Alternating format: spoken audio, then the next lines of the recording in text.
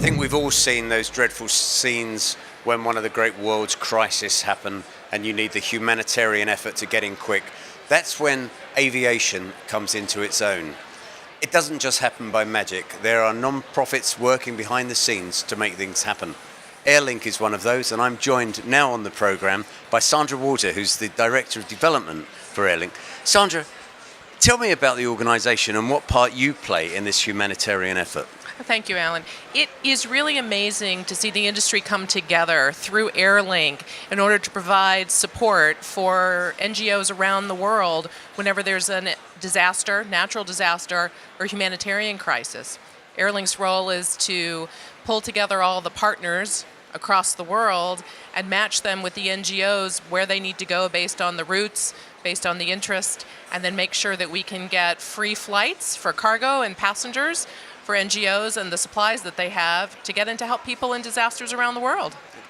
Getting free flights is always a difficult thing to do, I know from experience, but how do you get through to them? How sort of cooperative are the airlines and the airports and all those other people that you're going to need help from?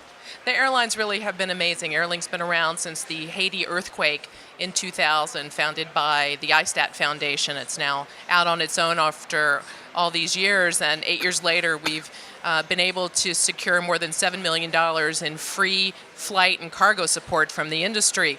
Clearly, when it comes time to help humanity, the industry understands it's something everybody should play a role in. Okay, so what's the purpose of you visiting the trade shows around the world as you do? What do you try to achieve from that?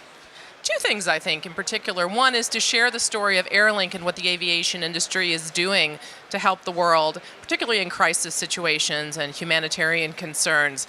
The industry is really doing its part and continues to grow in its efforts to make sure that the world can be connected for rapid response. And I think that's the most important thing. Aviation plays a unique role in humanitarian relief because when minutes count in people's lives, aviation is the way to go. So I love coming and meeting with our industry partners across all sectors, from the airlines to the OEMs, out through the leasing and financing world, and also looking at all the potential for folks who might want to join and support us as well. Great, so if you want to join them, support them, look out for Airlink.